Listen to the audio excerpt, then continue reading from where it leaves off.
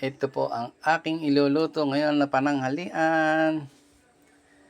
Gulay na sayote. Ito po ang aking pinrepare na ulam sa aming tanghalian ni Honey Babe. Ito po ang aking mga sahog, sibuyas, bawang, sayote, at konting hipon. Ayan yung pinagdikdikan ng sungot ng hipon, pinakaulo ng hipon. Yan po ang masarap sa lahat pagka maggugulay kayo. Huwag nyo tatapon yung ulo. Dikdikin nyo po.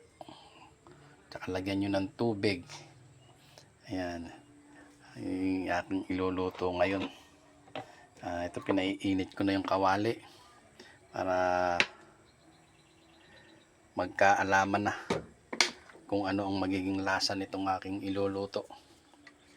Ayan na, tingnan nyo. Pagka mainit na po yan, ilagay nyo na po yung bawang. Gigisan nyo yung bawang. Pagka nag-brownish na yung bawang, okay na. Ayan o.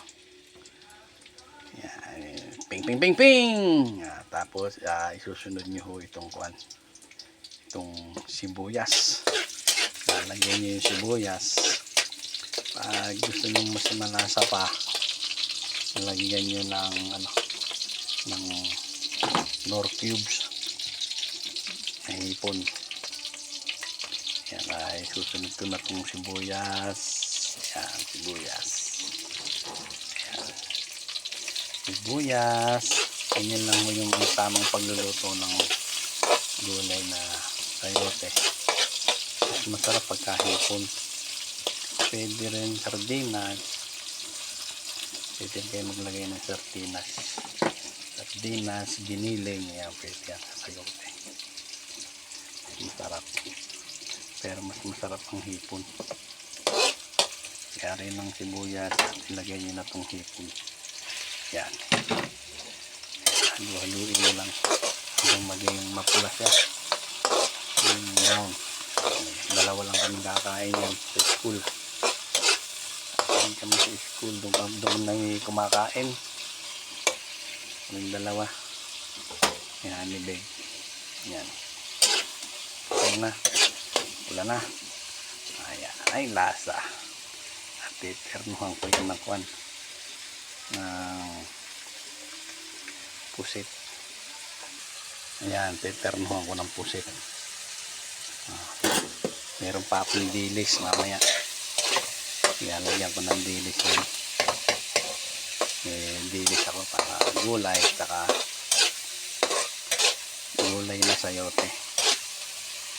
Ito yung pusit. Ano po yan? Binilad na pusit. Yan.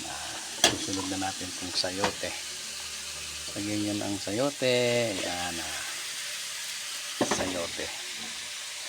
Diba? Kaya rin ang sayote. Ilagyan nyo na itong pinakasabaw. Yung sungot ng hipon. Yung pinakasungot ng hipon. Kunti lang. Hindi maganda yung maraming sabaw. Ayan, pagkayari ng mga ilang minuto yan, pwede na siyang hanguin. Tatakpan ko muna. Yan yung dilis. Teterno ko yung dilis sa gulay. Ayan, kung makita nyo, kumukulo na siya. Kumukulo na. Maya-maya pwede nang hanguin yan pagka malambot na yung sayote. Yan, anak ko, sarap ng kanin ni tao. Patay na naman ang kanin lamig. Mamayang tanghali, ubos na naman. Ayan na. Yan ang ititerong pusit. Sapsap na tuyo, binilad. Bili namin sa bagak yan. Mukulo na. Pamaya-maya pwede nang hanguin yan. Hintayin lang natin maluto. Naku, yan po. Ganda ng kulo. Tutuyuin ko lang konti yan. Tingnan nyo yung hipon. Ayan, ang hipon. Kunting kulo lang yan. Matuyo lang konti yan. Okay na. Malasa na yan. Oh, sarap. Kanin lamig, tsaka daing, napusit at sapsap. Lapit na yan. Pamaya-maya hahanguin ko na yan. Bango. Bango. Dahil hipon. No? Wala sinitan. Nasa kanila. Ulam namin. Ulamin namin ni Honey Babe sa school. O, diba? O, ganyan lang ang pagluluto niyang sayote na may hipon. At din yung nahaluan ng nor cubes. Pero mas masarap pag may nor cubes na hipon. Yung kahaluan nyo siya. Saka may ilagay nyo patis. Patis ang ilagay nyo. Yan, sige. Luto na siya.